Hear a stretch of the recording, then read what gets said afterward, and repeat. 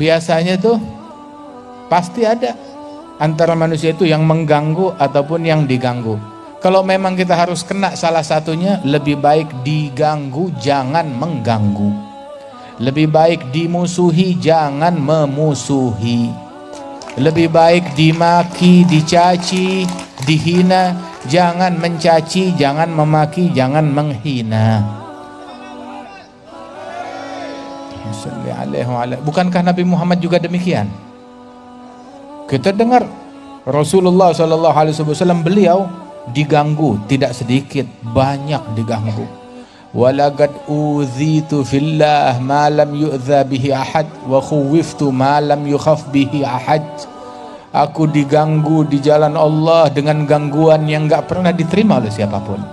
Aku diteror di jalan Allah dengan teror yang enggak pernah diterima oleh siapapun. Sallallahu alaihi wasallam.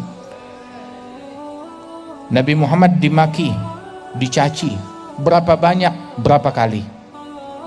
Dibuat syair yang digubah untuk menghina, mencerca Rasulullah. Tapi sahabat tidak ada yang menukil syair tersebut kepada Nabi Muhammad, ditulis, dihafalkan, disebarkan, disampaikan ke Nabi Muhammad. Tidak, mati dengan sendirinya. Kemungkaran jangan kita iklankan. Kemungkaran kita padamkan, kita hilangkan, bukan kita iklankan dan kita sebarkan. Sehingga yang menyebar hingga zaman sekarang pembelaan sahabat kepada Rasulullah, syair pujian terhadap Nabi Muhammad sallallahu alaihi wasallam. Adapun ucapan-ucapan yang mencaci, yang memaki Nabi Muhammad, dipadamkan. Subhanallah. Sehingga Rasulullah diganggu banyak, dicaci banyak, dimaki, dimusuhi, diperangi. Gigi beliau pecah, kening beliau berdarah, sallallahu alaihi wasallam. Tetapi tidak ada satupun makian yang keluar dari mulutnya Nabi. Tidak pernah mengganggu satu orang pun juga. Tidak pernah mencela, mencerca satu orang pun juga, sallallahu alaihi wasallam. Dan inilah Nabi Muhammad, beliau diganggu tapi tidak mengganggu. Sahabat-sahabat beliau diganggu dan tidak mengganggu, tidak mengganggu orang lain. Dan muslim yang asli, yang sejati adalah yang tidak mengganggu orang lain. Ini muslim yang asli, yang sejati. Masing-masing orang boleh mengklaim, mengklaim, oh saya muslim sejati, saya mukmin sejati, atau saya ulama, saya ini, saya itu. Silahkan mengklaim semaunya. Tapi ucapan yang paling benar, pembuktian yang paling benar, standar yang paling benar yang ditetapkan oleh Nabi Muhammad sallallahu alaihi wasallam, al-muslim man salimal muslimun min lisanihi wa yadihi. Muslim yang sejati yang membuat muslimin lain selamat dari gangguan mulut dan tangannya. Kenapa didahulukan mulut baru tangan?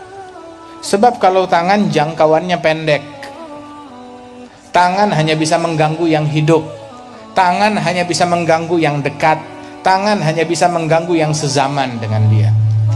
Tetapi kalau mulut, Masya Allah, bisa lintas negara, lintas provinsi, mengganggu yang dekat maupun yang jauh, yang kenal maupun yang tidak kenal, bisa mengganggu yang hidup maupun yang mati, bisa mengganggu yang sezaman maupun yang beda zaman. Itu mulut.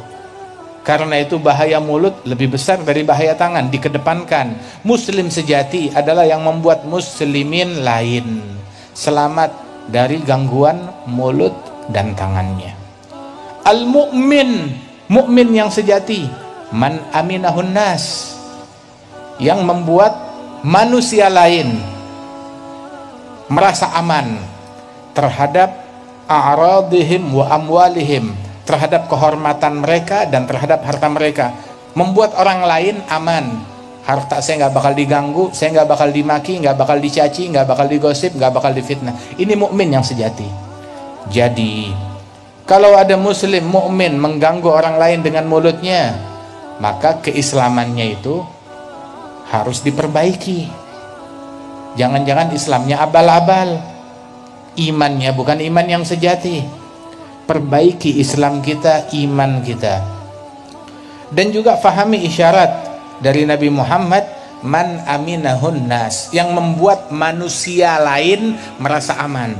Tahu kan manusia? Manusia mencakup muslim dan kafir. Manusia, siapa manusia lain? Baik dia muslim ataupun non muslim.